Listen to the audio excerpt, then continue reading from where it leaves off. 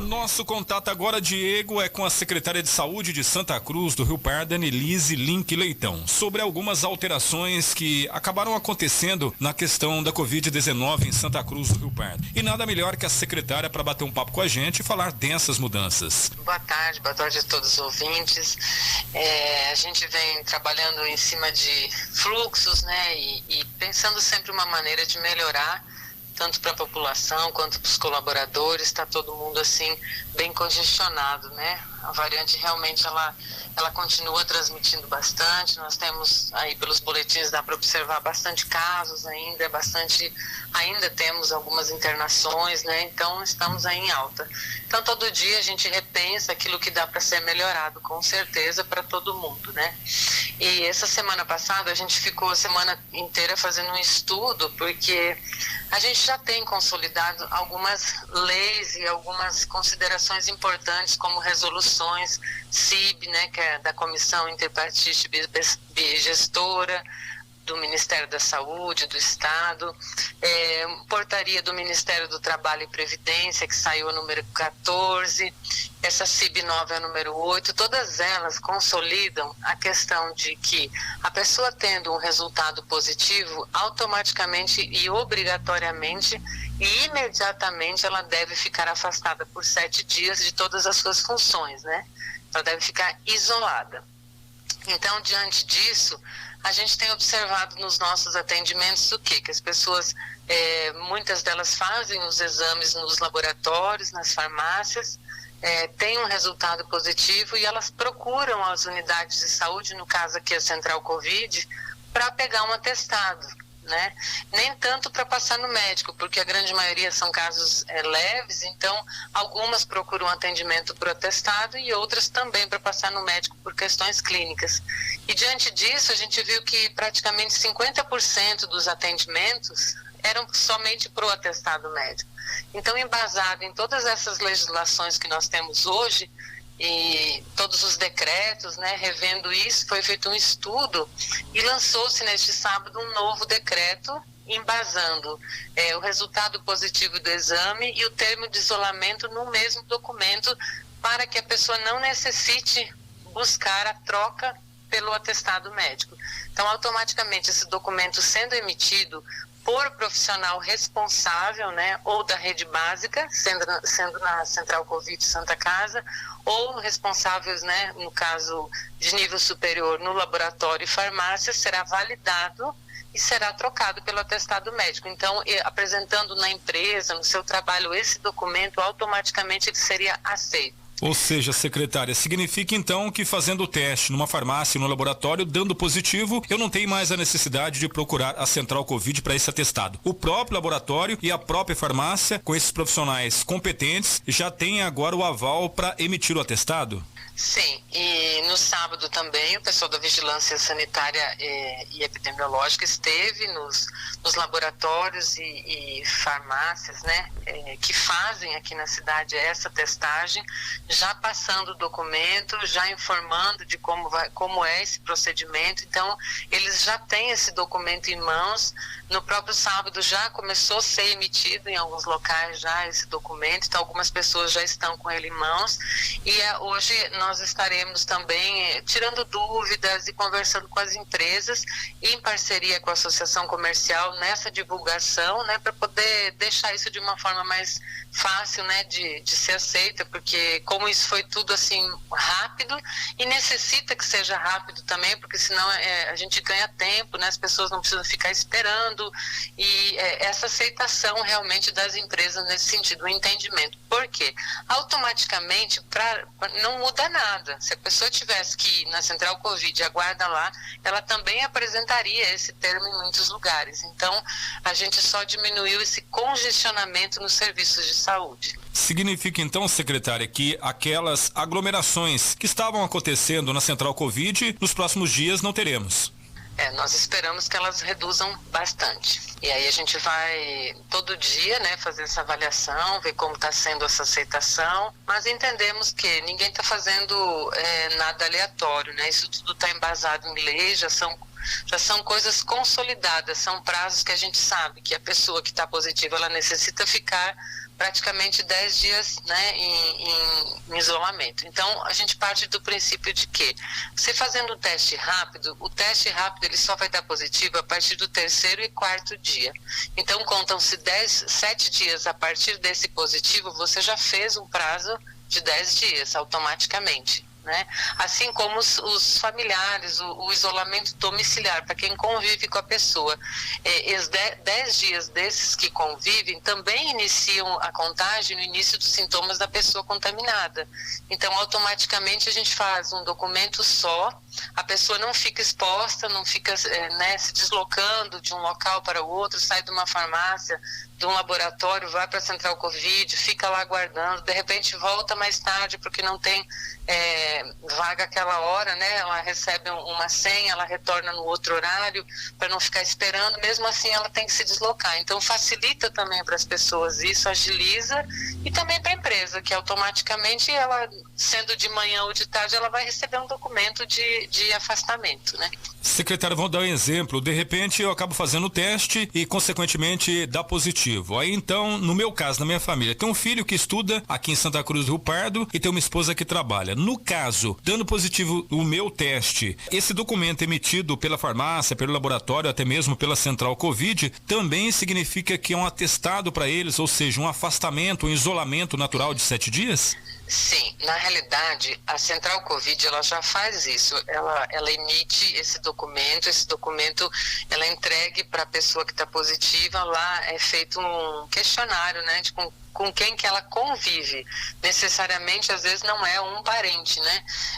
Ou não é um familiar tão próximo, às vezes reside com uma pessoa de idade ou alguém assim. Então, o nome dessa pessoa que realmente mora naquela casa vai ser colocado ali e esse documento é dado para essa pessoa. E muitas vezes essas pessoas não estão presentes lá, né?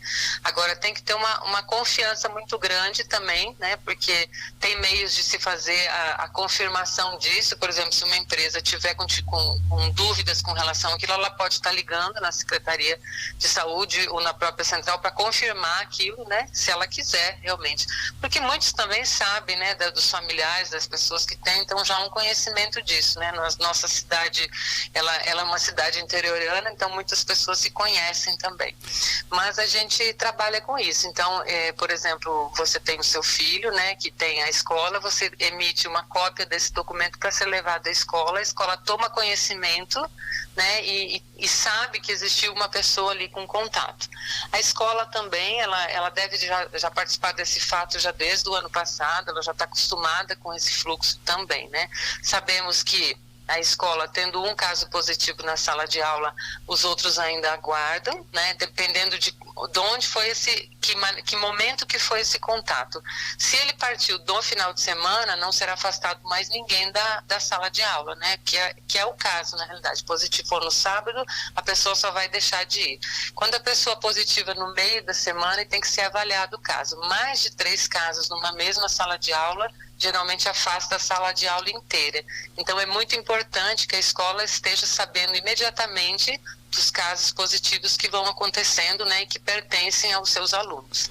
Nós estamos conversando com a Anelise Link Leitão, secretária de Saúde de Santa Cruz do Rio Pardo, sobre algumas mudanças em relação à Covid-19. Secretária, você disse agora há pouco sobre a dúvida da empresa. No caso, de repente, alguém acaba ligando para constatar se realmente aquele trabalhador teve contato com pessoas com Covid ou não. E a minha pergunta é em cima disso. Já teve pessoas oportunistas fazendo isso aqui em Santa Cruz do Rio Pardo? Olha, Dar, que eu tenha conhecimento não, né? Mas a gente não vive a realidade dentro das empresas, né? Até hoje a gente fazia aquela questão de emitir o laudo dentro da Central Covid, lá a gente já faz o teste, a gente tem o dado ali e a gente já preenche os documentos também confiando naquilo que a pessoa está nos falando. Porque aquilo que não é verdadeiro, ele vem à tona muito rápido, né? Então não tem como eu dizer para você, porque dentro da empresa é diferente, né? Se a pessoa falsifica um documento, mas de lá ele sai assinado, encarimbado pelos profissionais que estão trabalhando lá de nível superior. Somente para a gente terminar, secretária, essa questão então dessas mudanças referente à Covid-19, vamos recapitular o que mudou e qual o benefício agora para a nossa população. Então, o que mudou? Quando a pessoa procura um laboratório ou uma farmácia para realizar a testagem do Covid e ela tem um resultado positivo, a partir daquele momento será emitido o laudo e um termo de isolamento, e esse documento vai ser levado no seu trabalho. Ele vai, por esses 7 dias, substituir o atestado médico. Seria isso. Então, a pessoa não precisa se dirigir à central Covid somente para pegar o atestado médico. Na própria instituição que ele faz a testagem, dando positivo, ele já é notificado, recebe esse termo de isolamento e recebe o laudo do exame. Já tendo essa documentação, ele apresenta no RH da empresa. Procura o atendimento médico, caso ele sinta necessidade, ou piora, ou tenha febre, né? Ou ele venha a ter uma falta de ar, aqueles sintomas que a gente já conhece. Tendo sintomas leves, ele fica isolado, vai se hidratando, vai se alimentando e, se necessário, ele procura atendimento médico, que vai continuar sendo oferecido da mesma maneira na Central Covid e na Santa Casa. Secretária, mudando de assunto, mas ainda sobre a Covid, nos últimos boletins, casos positivos com uma queda, porém os casos em transmissão ainda em alta. Ou seja, tudo vem acontecendo dentro do programado, do esperado por vocês aqui em Santa Cruz? Sim, a gente já imaginava, inclusive a gente está fazendo um estoque maior agora de testagem também, para a gente continuar tendo a possibilidade de dar essa resposta à população e poder continuar atendendo.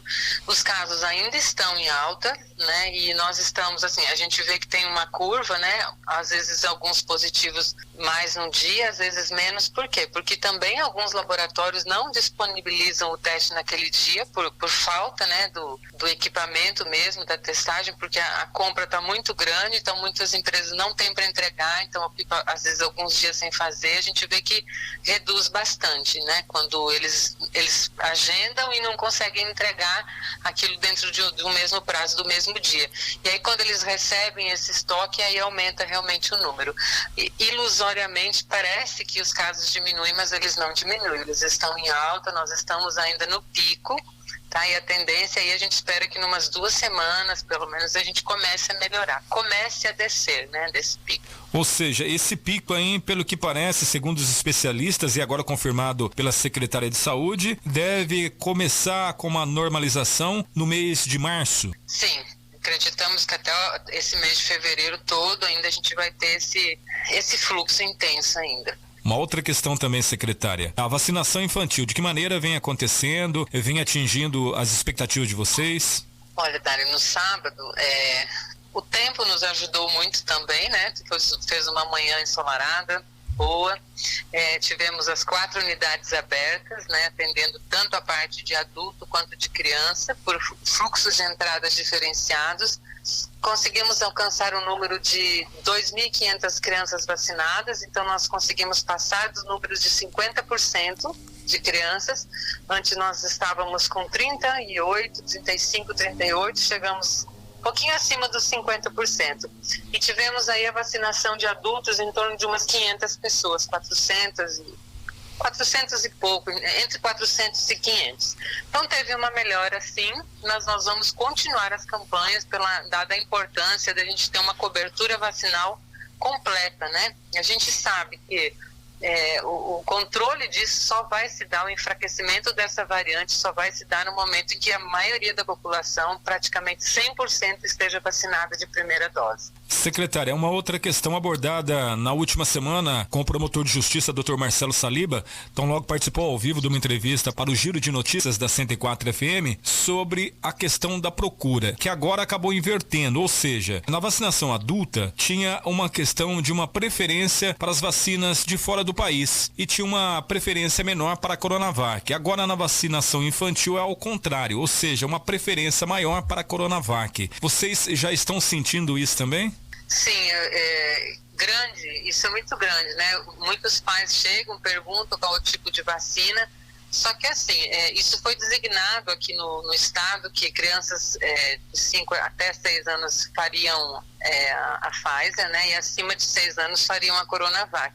E os pais realmente têm bastante dúvida, têm uma preferência pela Coronavac, até porque a reação dela é praticamente nula, né? Praticamente não existe. Então existe sim essa procura, existe essa dúvida, existe essa vontade, né? E dos adultos também há bastante questionamentos, até porque a Pfizer, logo que ela chegou, existiu assim mais reação a nível de ter um pouco de febre, ter um pouco de dor nesse sentido, e a Coronavac não, né? Nesse sentido não teve. A Pfizer, ela é um RNA, né, mensageiro, então ela é um pouco diferente a composição dela, por isso que ela tem um pouco mais de reação. A Coronavac, ela é de vírus inativo. Mas mesmo assim as duas têm um bom efeito, né? Eu falo sempre que as pessoas que têm em mente que achavam que a Coronavac tinha uma lenda de que ela não era tão boa quanto, eu falo sempre, né, que quem fez a sorologia para picada de cobra, de escorpião, de aranha, foi o mesmo que fez a Coronavac e salvou muitas vidas até hoje. Então, a gente sabe aí da segurança, da eficiência e da seriedade aí nesse trabalho. Aproveitando, secretária, para a gente já caminhar para essa reta final de entrevista junto à 104 FM, aglomerações principalmente em porta de escolas em Santa Cruz do Rio Pardo, escola municipal. Algumas reclamações principalmente não na questão interna, na questão externa, ou seja, os pais ali se aglomerando com os alunos, aquela confusão natural. Vocês se atentaram para isso também ao longo da semana, uma vez que voltamos com as aulas praticamente nos últimos dias? Sim, nós temos reuniões com o pessoal da fiscalização, elas são semanais, né? E toda semana a gente pergunta como foi a semana anterior, quais foram as dificuldades, e as escolas estão sendo o nosso foco de fiscalização nesses momentos, né? A vigilância sanitária, assim como o pessoal da endemia, eles passaram em todas as creches semana passada, né? E no período normal, né, de funcionamento, no período da manhã e da tarde, eles estarão passando nas escolas também, a partir dessa semana. Quando a gente recebe a denúncia, logicamente a gente vai de imediato, né? E quando não há denúncias, a gente vai mais dentro da nossa rotina, né? De funcionalidade. Mas essa semana também estarão sendo visitadas todas as escolas. Secretária, a gente agradece a sua participação junto ao nosso jornalismo. E para começar a semana, qual seria a recomendação da Secretaria de Saúde de Santa Cruz do Rio Pardo para toda a nossa população? Bom, as recomendações são de uso obrigatório de máscara, né? A gente se torna repetitivo, mas é isso. E chamar as pessoas para que se conscientizem com relação à vacinação realmente.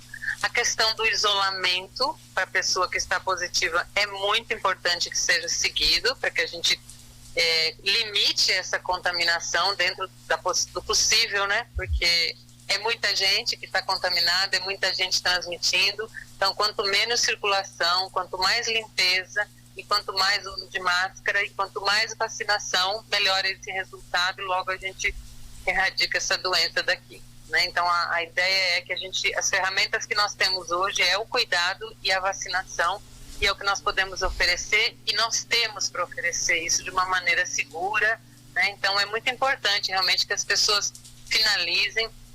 Lembrando que existe agora uma resolução também da educação, que o secretário de Estado de São Paulo já falou, o próprio promotor já colocou, até o segundo bimestre de 2020 será obrigatório o uso da carteirinha para os estudantes. Então, se faz necessário realmente que todo mundo se vacine.